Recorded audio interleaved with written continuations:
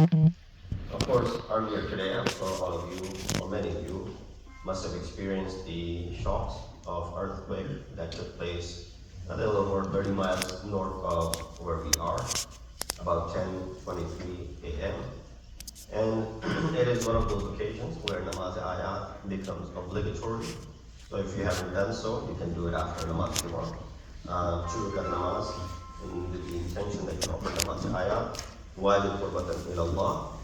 And the methods are mentioned in the books of Thousand Messiah, but quickly, in each rakat there are 5 ruku, and all you do is you recite the Fatiha, another surah, go to ruku, you recite the Fatiha, another surah, do ruku, Fatiha, another surah, third ruku, and you repeat this until 5 rukus, and then you go into sajda, and then you repeat the same thing in the second rakat. This is again wajib, and you will be making the niyat of performing this namaz ayat wajib ada, as it is ada and it's not qada. So of course, this is something which I'm sure many people here in the state of New Jersey felt, and even as far as New York. I recited this ayat from Surah Shura, ayat number 227, which is an ayat I'm sure many have heard, especially towards the end of speeches.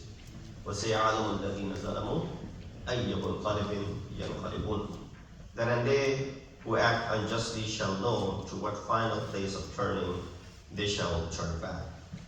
There's a riwayat in this reference from our fifth Imam, Imam Muhammad Baqir.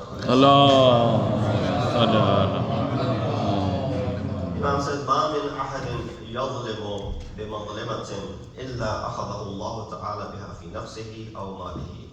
There's none who commits oppression by means of an act of injustice, except that Allah afflicts him or his wealth because of it. So of course, while we see atrocities around us, and we see zulm happening all around us, and we see so much injustice happening around us, it's not something which is not being noticed by Allah subhanahu wa ta'ala. In fact, it sometimes gives opportunity to those who don't believe in the existence of God to mock those who are believers of one God.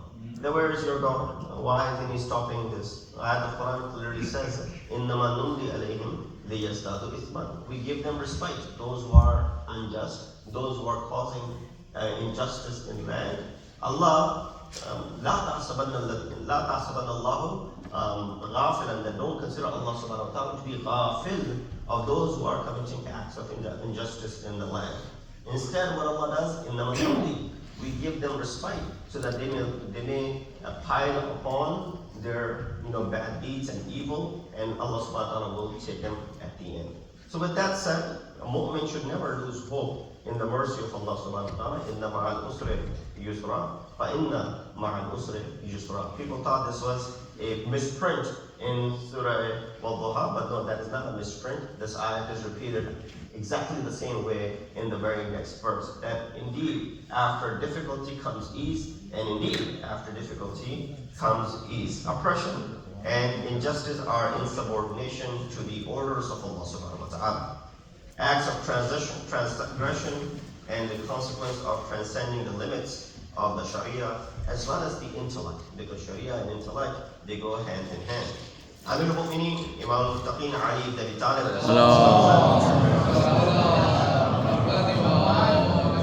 he said, oppose the oppressor and support the oppressed.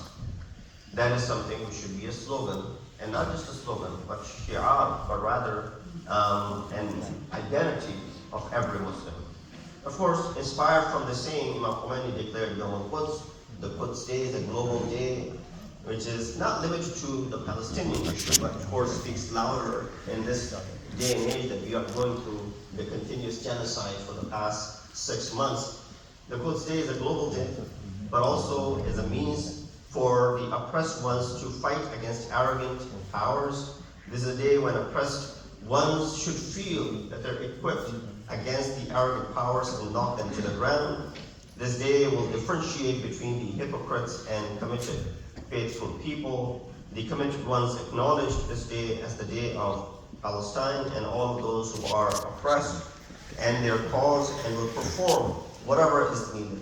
However, hypocrites who have maintained secret friendship with arrogant powers will remain impartial or will not allow the public to hold demonstrations. That is something which is the gist of the message of the Rahbar of Inqilab. And what is happening in Gaza is not something which is hidden or unknown knowledge.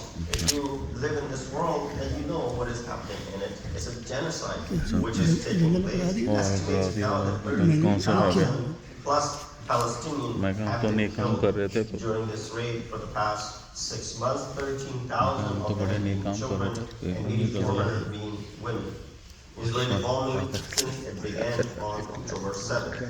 75,000 plus Palestinians have been injured, more than 8,000 missing, and 260,000 are internally displaced. Just let that sink in for a little bit. These aren't just statistics. These are real people who are going through a real struggle.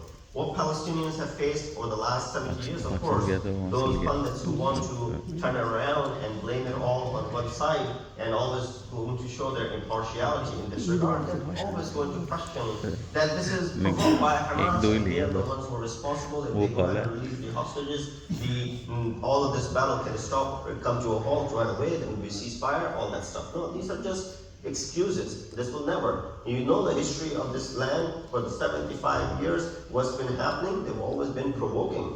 There have always been a provocation from them, and then as a result, of course, the authorities on this side take some sort of a stance. So, just a brief history in a quick few minutes. Israel has facilitated 700,000 Israeli Jewish settlers who now live in 300 Israeli settlements on the Palestinian land. And how many 700,000 now, imagine taking over your land and now being settled over there. The US government and even consider these settlements illegal. Yes, even our government considers it to be illegal. It's no joke that this is an atrocity which is continuously happening on the watch of the entire world, yet, people calling it to be, a genocide, calling it to be illegal, yet we see how bragging and boastfully the Israelis are doing it. Israel has displaced millions of Palestinians, while Palestinians have not displaced any Israeli. Israel is occupying Palestine, not the other way around. Israel has literally imprisoned 2 million Palestinians in Gaza, the Gaza Strip, which is an open-air prison, if you look at it that way. Human rights experts, Amnesty International, Human Rights Watch, and Israel's own human rights organization call it an apartheid state. Israel has killed and injured 150,000 Palestinians, including 33,000 just since 2008. So, talk about October 7th, 6 months ago, it all began. 1 in every 5 Palestinians have been arrested and charged under 1,600 military orders that control every aspect of the lives of the Palestinians. The number of Palestinians behind Israeli bars are 5,200. There's never been mention of this. And when you come to say, well, while they have hostages, you have 5,200 hostages of them. They have 10 hostages, they have 12 hostages, you have 5,000 hostages. So well, they're not hostages. What Israel has are terrorists. You're talking about children? Just every day you hear and you see the aid workers. Are they terrorists? The aid workers who are providing for the poor and the needy and those who are in desperate condition, to call them to be terrorists. So therefore, this is just a false accusation that those that Israel has, made captives, these are terrorists, and what Palestinians have made captives are, for example, hostages. At this moment, all of us are ashamed for not having done enough. We have not done enough. The entire Muslim Ummah and the entire world, except a few nations, who continue to provide and do things, at the maximum level that they can. We're all complicit in not condemning the acts of war and genocide carried out by Israel in real time. We're all complicit in this. And we should be ashamed of ourselves that we haven't been able to do, because there's very little that you and I can do. That's the majburi, right? There's very little that you and I can actually perform, aside from condemning with our own words. But the world is watching. And it's like a child who acts as a bully in a school. knows that my older brother is the senior in high school. He's got my back. And the principal is my father, and the teacher is my relative. I'm going to go ahead and do whatever I want. Even if I get in trouble, I got the principal on my side, I got the teacher on my side, I got an older brother who can take care of me. That's what Israel is basically. That's the bully that we see, which goes around bullying. And yet, nobody has the ability to get in front of them and to stop them. Why should we show solidarity with Palestine? It's not. It is about Palestine, by the way. But it's not entirely about Palestine. It is about injustice. It is about oppression. It is about, condemning what is wrong. So the responsibility to follow the prophetic mission, that's why it is our responsibility. It's wajib upon us to establish qist. Quran says, لَقَدْ أَرْسَلْنَا رُسُلُنَا بِالْبَيِّنَاتِ وَأَنزَلْنَا مَعَهُمُ الْكِتَابَ وَالْمِيزَانَ لِيَقُومَ النَّاسُ بِالْقِسْطِ.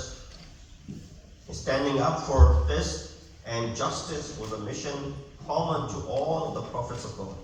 It is our religious responsibility to stand with indigenous people in their fight for justice, truth, and reconciliation. And that is directly ordered from the ayat of Quran. You don't need a hadith in this regard. Number 2, responsibility to change evil condition. That is from the kalam of the freedom lover, Sayyid al-Shuhada, Imam Hussein ibn Ali. Allahumma salli ala Muhammad wa ali.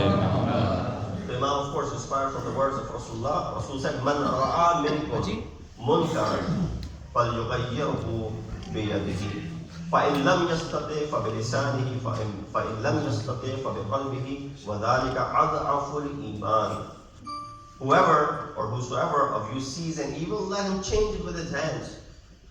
And if he's not able to do so, then do it with his tongue. And if he's not able to do so, then do it with his heart.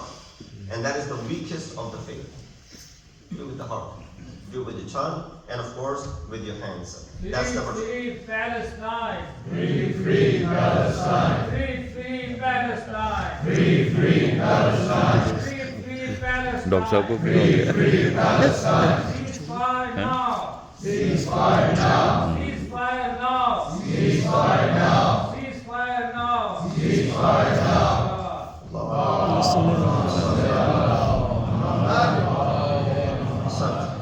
Third responsibility that we have is to repel darkness, to repel dhulm. اتقوا الظلم فإن الظلم ظلمات يوم القيامة. Prophet said, beware of dhulm, oppression.